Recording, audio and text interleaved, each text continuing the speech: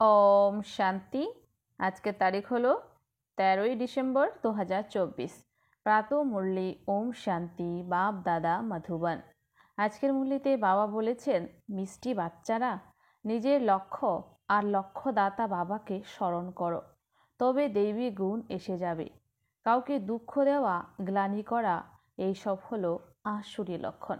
তো বলেছেন যে নিজের লক্ষ্য আর লক্ষ্যদাতা বাবাকে স্মরণ করো, তবে দৈবিক গুণ এসে যাবে। আর কাউকে দুঃখ দেওয়া, গ্লানি করা, এইসব হলো আসুরি লক্ষণ। প্রশ্ন, বাচ্চারা বাবার তোমাদের সাথে সর্বাধিক ভালোবাসা আছে, এর নিদর্শন কি?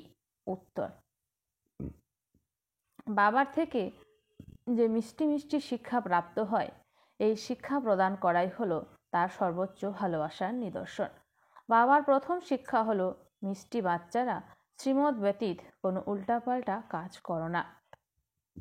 দ্বিতীয়ত, তোমরা হলে স্টুডেন্ট, তোমাদের নিজের হাতে কখনো ল তুলে নিতে নেই। সর্বদা তোমাদের মুখ থেকে যেন রত্নই নির্গত হয়, পাথর নয়। ওম শান্তি। বাবা বসে বাচ্চাদের বোঝাচ্ছেন, এখন এদের লক্ষ্মী নারায়ণকে তো খুব ভালোভাবেই দেখতে পাচ্ছ। এটা হলো এইম অবজেক্ট, অর্থাৎ তোমরা এই কুলের ঘরানার ছেলে। কত রাত দিনের পার্থক্য, সেই জন্য বারংবার এদের দেখতে হবে। আমাকে এরকম হতে হবে। এদের মহিমা তো ভালো করেই জানো।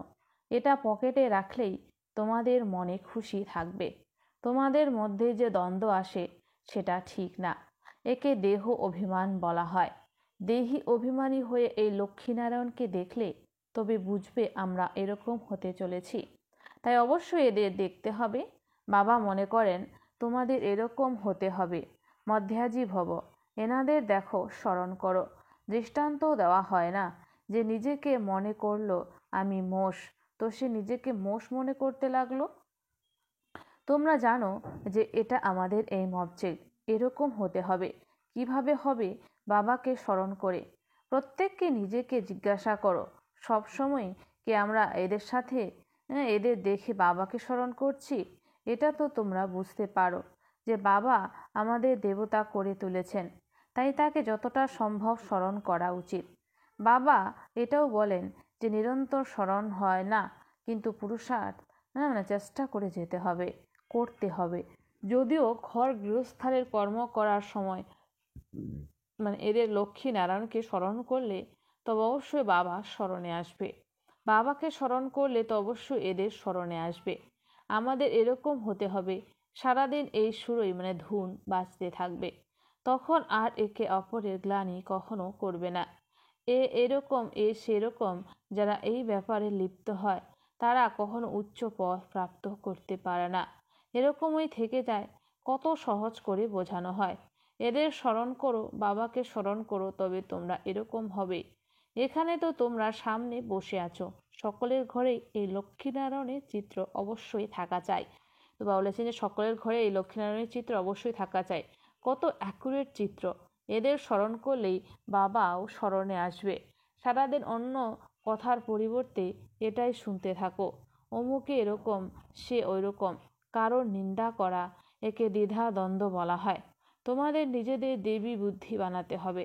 কাউকে দুঃখ দেওয়া, গ্লানি করা, বিরক্ত করা, চঞ্চলতা করা, এমন স্বভাব থাকা উচিত নয়। অর্ধকল্প তো এসবের মধ্যেই ছিলে। এখন তোমাদের কত মিষ্টি শিক্ষা প্রাপ্ত হচ্ছে। এর থেকে উচ্চ কোনো ভালোবাসা হতে পারে না। শ্রীমদ ব্যতীত কোনো উল্টো পাল্টা কাজ করতে নেই। বাবা ধ্যানের ব্যাপারেও ডাইরেকশন দেন যে শুধুমাত্র ভোগ নিবেদন করে এসো। বাবা তো এটা বলেন না যে বৈকুণ্ঠে যাও, রাস বিলাস ইত্যাদি করো। দ্বিতীয় কোথাও গেলে তো বুঝবে সেখানে মায়ার প্রবেশ ঘটেছে।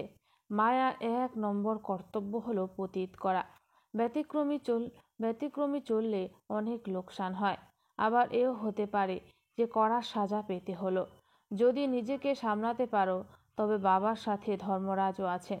ওনার কাছে অসীম জগতের হিসাব কিতাব থাকে। রাবণের জেলে কত বছর শাস্তি পেয়েছে। এই দুনিয়ায় অপার দুঃখ আছে। বাবা এখন বলেন, আর সব কথা ভুলে এক বাবাকে স্মরণ করো, আর সমস্ত দ্বন্দ্ব ভেতর থেকে ঝেড়ে ফেলো। বিকারে কে নিয়ে যায়? মায়ার ভূত। তোমাদের এম অবজেক্ট হলো এটা, রাজযোগ এটা, তাই না? বাবাকে স্মরণ করলে এই উত্তরাধিকার প্রাপ্ত হবে। তাই এই ধান্দায় নেমে পড়তে হবে। সমস্ত আবর্জনা ভেতর থেকে ঝেড়ে ফেলতে হবে। মায়ার ছায়াও খুব কড়া, কিন্তু সেটাকে উড়িয়ে দিতে থাকো। যতটা সম্ভব স্মরণে যাত্রায় থাকতে হবে। এখন তো নিরন্তর স্মরণ করতে হবে না? সব শেষে নিরন্তর স্মরণ পর্যন্ত পৌঁছালে তবেই উচ্চ পদ প্রাপ্ত হবে। যদি ভেতরে দ্বন্দ্ব বা মন্দ ভাবনা থাকে তবে উচ্চ পদ প্রাপ্ত হতে পারে না। মায়ার বশীভূত হয়েই পরাজিত হয়। বাবা বোঝান, বাচ্চারা, নোংরা কাজ করে পরাজিত হইও না। নিন্দা ইত্যাদি করলে তো তোমাদের খুবই খারাপ গতি হয়। এখন সদ্গতি হচ্ছে, তাই খারাপ কর্ম করো না। বাবা দেখেন যে মায়া গলা পর্যন্ত গ্রাস করে নিয়েছে, জানতেও পারা যায়নি। নিজেরা মনে করে যে আমরা খুব ভালো আচার আচরণ করি, কিন্তু না। বাবা বোঝান, মনসা বাচা কর্মণা, মুখ থেকে রত্নই নির্গত হওয়া উচিত। নোংরা কথা বলা হলো পাথর ছোড়ার সমান। তোমরা এখন পাথর থেকে দিব্য গুণ সম্পন্ন হচ্ছ, তাই মুখ থেকে কখনো পাথর নির্গত হওয়া উচিত নয়। বাবাকে তো বোঝাতে হয়, বাচ্চাদের বোঝানোর অধিকার বাবার আছে। এমন নয় যে ভাই ভাইকে সাবধান করবে। টিচারের কাজ হলো শিক্ষা দেওয়া। তারা সব কিছুই বলতে পারে। স্টুডেন্টদের নিজের হাতে ল তুলে নিতে নেই। তোমরা হলে স্টুডেন্ট, তাই না? তো স্টুডেন্টদের নিজের হাতে ল তুলে নিতে নেই। বাবা বোঝাতে পারেন। যাই হোক, বাচ্চাদের কাছে তো বাবার ডাইরেকশন আছে। এক বাবাকে স্মরণ করো। তোমাদের সৌভাগ্য এখন খুলে গেছে। শ্রীমতে না চললে তোমাদের ভাগ্য খারাপ হয়ে যাবে। তখন খুব অনুতাপ হবে। বাবার শ্রীমতে না চলার ফলে এক তো শাস্তি পেতে হবে, দ্বিতীয় হলো পথ ভ্রষ্ট হতে হবে। জন্ম জন্মান্তর কল্প কল্পান্তরের বাজি বাবা এসে পড়ান, সেটা বুদ্ধিতে রাখতে হবে। বাবা আমাদের টিচার, যার থেকে এই নলেজ প্রাপ্ত হয় যে নিজেকে আত্মা মনে করো। আত্মা আর পরমাত্মার মেলা বলা হয়, তাই না? 5000 বছর পরে মিলিত হবে। এর মধ্যে যত উত্তরাধিকার নিতে চাও নিতে পারো, নইলে পরে খুব খুব অনুশোচনা করবে, কাঁদবে, সব সাক্ষাৎকার হয়ে যাবে। স্কুলে বাচ্চারা অন্য শ্রেণীতে ট্রান্সফার হলে পেছন দিকে বসে, যারা তাদের তো সবাই দেখে। এখানেও ট্রান্সফার হয়, তোমরা জানো। এখানে শরীর ত্যাগ করে এরপর সত্যযুগে যাব, প্রিন্সের কলেজে ভাষা লিখব। ওখানের ভাষা তো সকলকে পড়তে পারতে হবে, মাদার ল্যাঙ্গুয়েজ। অনেকের মধ্যে সম্পূর্ণ জ্ঞান নেই, তবু রেগুলার পড়েও না। এক দুই বার মিস করলে অভ্যাস হয়ে যায় মিস করার। মায়ার বশীভূত যারা তাদের সাথী করে, তারা কী করে? যারা মায়ের বশীভূত তাদের সাথী করে, যে তারা তো যাচ্ছে না, আমি কেন রেগুলার পড়াশোনা করব। শিব বাবার সাথী অল্প, বাকি সব মায়ার সাথী। তোমরা শিব বাবার সাথী হলে পরে মায়া সহ্য করতে পারে না। শিব বাবার সাথী হলে মায়া সহ্য করতে পারে না, সেই জন্য খুব সাবধানতা অবলম্বন করতে হবে। ছিচি, নোংরা মানুষদের থেকে খুবই সাবধানে থাকতে হয়। হংস আর সারস, তাই না? বাবা আগের দিন রাত্রেও শিক্ষা দিয়েছেন, সারাদিন কারোর না কারোর নিন্দা করা, পরচিন্তন করা, একে দৈবী গুণ বলা যায় না। দেবতারা এমন কাজ করে না। বাবা বলেন, বাবা আর উত্তরাধিকারকে স্মরণ করো। তবুও নিন্দা করতে থাকে। জন্ম জন্মান্তর তো নিন্দা করে এসেছে, ভেতরে দ্বন্দ্ব থেকেই যায়। এটাও হলো আভ্যন্তরীণ মারামারি। অকারণে নিজেকে হত্যা করে অনেকের ক্ষতি করে, অমুকে এরকম, এতে তোমাদের কি আসে যায়? সকলের সহায়ক হলে এক বাবা। এখন তো শ্রীমতে চলতে হবে। মানুষের মত তো নোংরা করে দেয়, একে অপরের নিন্দা করতে থাকে, গ্লানি করা, এটা হলো মায়ার ভূত। এটা হলো পতির দুনিয়া। তোমরা বুঝতে পারো যে তোমরা এখন পতির থেকে পবিত্র হচ্ছি, এটা তো খুবই খারাপ ব্যাপার। বোঝানো হয়, আজ থেকে নিজের কান ধরা চাই, কখনো এমন কর্ম করবে না। যদি কিছু দেখো তো বাবাকে রিপোর্ট করা উচিত।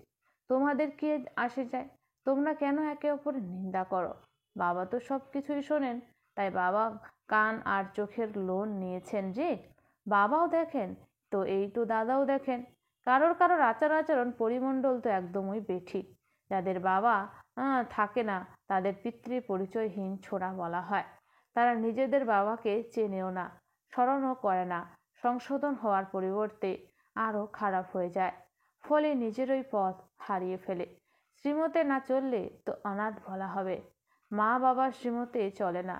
তমৈব মাতাশ্চ পিতা তমৈব, তমৈব বন্ধুশ্চ সখা তমৈব, তমৈব বিদ্যা দ্রবেণং তমৈব, তমৈব সর্বং মম দেব দেব ইত্যাদিও হয়। কিন্তু গ্র্যান্ডফাদারই নেই তো মাদার কোথার থেকে হবে? এতটুকু বুদ্ধি নেই। মায়া একদম বুদ্ধি ঘুরিয়ে দেয়। অসীম জগতের পিতার আজ্ঞা না মানলে শাস্তি পেতে হয়। একেবারে সদ্গতি হয় না। বাবা দেখলে তো বলবেন যে এর কি যে খারাপ গতি হবে, এ তো টগর আকন্দ ফুল, যে সব কেউই পছন্দ করে না, তাই শোধরাতে হবে, তাই না? নইলে তো পথ ভ্রষ্ট হয়ে যাবে, জন্ম জন্মান্তরের জন্য ক্ষতিগ্রস্ত হবে।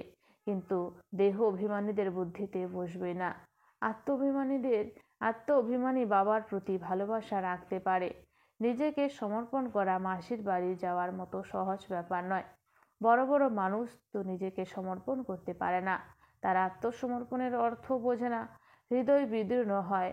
আবার অনেক বন্ধন মুক্তও আছে। সন্তানাদি নেই, বলে বাবা তুমি আমার সব কিছু। মুখে এরকম বলে, কিন্তু আসলে সত্যি নয়। তো বাবাকে বলে বাবা তুমি সব কিছু, কিন্তু মুখে বলে আসলে সত্যি নয়। বাবাকে মিথ্যা বলে দেয়।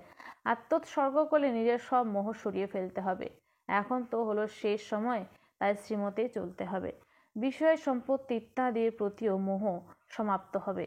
অনেকে আছে এরকম বন্ধন মুক্ত। শিব বাবাকে আপন করেছে, অ্যাডাপ্ট করেন যে। ইনি হলেন আমাদের বাবা, টিচার, সদ্গুরু। আমরা ওনাকে নিজের করি ওনার সম্পূর্ণ সম্পত্তি পাওয়ার জন্য। যারা বাচ্চা হয়ে গেছে অবশ্যই তারা দেবী কুলে আসবে, কিন্তু সেটাতে আবার পথ কত আছে, কত দাস দাসীরা আছে, একে অপরের উপর আদেশ জারি করে। দাস দাসী নম্বর অনুযায়ী হয়। রয়্যাল পরিবারে তো বাইরের দাস দাসীরা আসবে না। যারা বাবার হয়েছে তারা অবশ্যই দেবী পরিবারে হবে। এরকম বাচ্চারা আছে যাদের পাই পয়সারও আক্কেল নেই। বাবা এমন তো বলেন না যে মাম্মাকে স্মরণ করো বা আমার রথকে স্মরণ করো। বাবা বলেন মামে কম স্মরণ করো। দেহের সব বন্ধন ত্যাগ করে নিজেকে আত্মা মনে করো। বাবা বোঝান ভালোবাসা রাখতে চাও তো এক এর সাথে রাখো, তবে তরি পার হয়ে যাবে। বাবার ডাইরেকশনে চলো। মহজিদ রাজার কাহিনী আছে না? প্রথম নম্বরে হলো বাচ্চারা তো বিষয় সম্পত্তির মালিক হবে। স্ত্রী তো হলো হাফ পার্টনার। বাচ্চা তো ফুল সম্পূর্ণ মালিক হয়ে যায়, তাই বুদ্ধি সেই দিকেই যায়। বাবাকে ফুল মালিক করলে তো এই সব কিছু তোমাদের দিয়ে দেবেন। দেওয়া নেওয়ার ব্যাপারই নেই, এটা তো বোঝার ব্যাপার। যদিও তোমরা শোনো তো দ্বিতীয় দিন সব ভুলে যাও। বুদ্ধিতে থাকলে তবে তো অপরকে বোঝাতে পারবে। বাবাকে স্মরণ করার ফলে তোমরা স্বর্গের মালিক হবে। এ তো খুব সহজ। মুখ চালাতে থাকো, এইম অবজেক্ট তৈরি করতে থাকো। বিশাল বুদ্ধি সম্পন্ন যারা, তারা তো খুব তাড়াতাড়ি বুঝে যাবে। শেষে এই চিত্র ইত্যাদি কাজে আসবে। এতে সমগ্র জ্ঞান সমাহিত। লক্ষ্মীনারায়ণ আর রাধা কৃষ্ণের নিজেদের মধ্যে কি সম্বন্ধ এটা কেউ জানে না। লক্ষ্মীনারায়ণ তো প্রথমে অবশ্যই প্রিন্স হবে। বেগার টু প্রিন্স, তাই না? বেগার টু কিং বলা হয় না, প্রিন্স পরে কিং হয়। এটা তো খুবই সহজ, কিন্তু মায়া কাউকে ধরে ফেলে কারোর নিন্দা করা, গ্লানি করা, এসব তো অনেকের অভ্যাস। আর তো কোনো কাজই নেই। বাবাকেও স্মরণ করে না, একে অপরের গ্লানি করার কাজই করে। এ হলো মায়ার পাঠ। বাবার পাঠ তো একদমই সহজ। শেষে এই সন্ন্যাসী ইত্যাদি যাবে, বলবে যে জ্ঞান আছে তো এই বিকেদের মধ্যে আছে। কুমার কুমারী তো পবিত্র হয়। প্রজাপিতা ব্রহ্মার সন্তান, আমাদের মধ্যে কোনো খারাপ ভাবনা আসতে নেই। তার ব্রহ্মার সন্তান তো আমাদের মধ্যে কোনো খারাপ ভাবনা আসতে নেই। অনেকের এখনো খারাপ ভাবনা আসে, তবে এর শাস্তি অনেক কড়া। খারাপ ভাবনা আসলে তার শাস্তিও কড়া। বাবা তো অনেক বোঝান, যদি তোমাদের কোনো আচরণ খারাপ দেখা যায় তো এখানে থাকতে পারবে না, অল্প শাস্তিও দিতে হয়। তোমরা যোগ্য নও, বাবাকে ঠকাচ্ছ। তোমরা বাবাকে স্মরণ করতে পারবে না, সমস্ত অবস্থা নিচে নেমে যায়। অবস্থা নিচে যাওয়াই হলো শাস্তি। তো নিজের স্থিতিটা নিচে নামে হলো, এটাই হলো শাস্তি। শ্রীমতে না চলার জন্য নিজের পথ ভ্রষ্ট হয়। বাবার ডাইরেকশনে না চলার জন্য আরই ভূতের প্রবেশ ঘটে। বাবার তো কখনো কখনো মনে হয় কোথাও অনেক বড় কড়া শাস্তি না শুরু হয়ে যায় এখনই। শাস্তি অনেক গুপ্ত হয় যে কখনো খুব বেশি রকম অসুখ না হয়, অনেকে নিচে নামে শাস্তি পায়। বাবা তো সব ইশারায় বোঝান, বাবা সব ইশারার মাধ্যমে বোঝান। নিজের ভাগ্যের সীমা অনেক টানে, সেই জন্য বাবা সাবধান করতে থাকেন। এখন গাফিলতি করার সময় নয়, নিজেকে সংশোধন করো, অন্তিম মুহূর্ত আসতে বিলম্ব নেই। হ্যাঁ, নিজেকে সংশোধন করো, বড় অন্তিম সময় আসতে কোনো দেরি নেই। আচ্ছা, মিষ্টি মিষ্টি হারানিধি বাচ্চাদের প্রতি মাতা পিতা বাপ দাদার স্মরণে স্নেহ সুমন আর সুপ্রভাত। আত্মাদের পিতা তার আত্মারূপী বাচ্চাদেরকে জানাচ্ছে নমস্কার।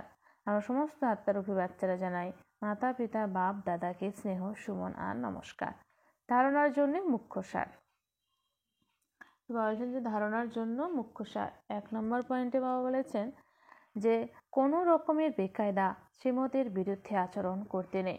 কোনো রকমের বেকায়দা শ্রীমতের বিরুদ্ধে আচরণ করতে নেই। নিজেকে নিজেই সংশোধন করতে হবে। ছিছি নোংরা মানুষদের থেকে নিজেকে সাবধান থাকতে হবে। ছিছি নোংরা মানুষদের থেকে নিজেকে সাবধান থাকতে হবে। 2. বন্ধনমুক্ত হয়ে সম্পূর্ণরূপে আত্মনিবেদন করতে হবে। বন্ধনমুক্ত হয়ে সম্পূর্ণরূপে আত্মনিবেদন করতে হবে। নিজের মোহ ত্যাগ করতে হবে। কখনোই কারোর নিন্দা বা পরচিন্তন করতে নেই।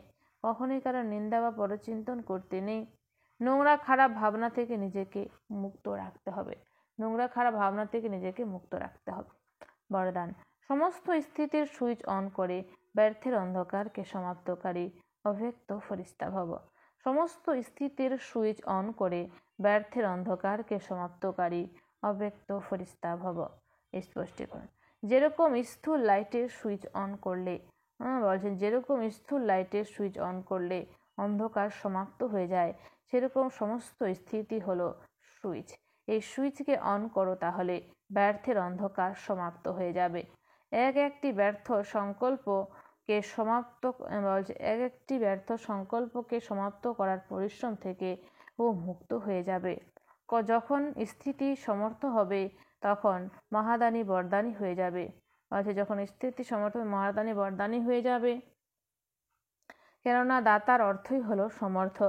সমর্থই দিতে পারে, আর যেখানে সমর্থ থাকে সেখানে ব্যর্থ সমাপ্ত হয়ে যায়।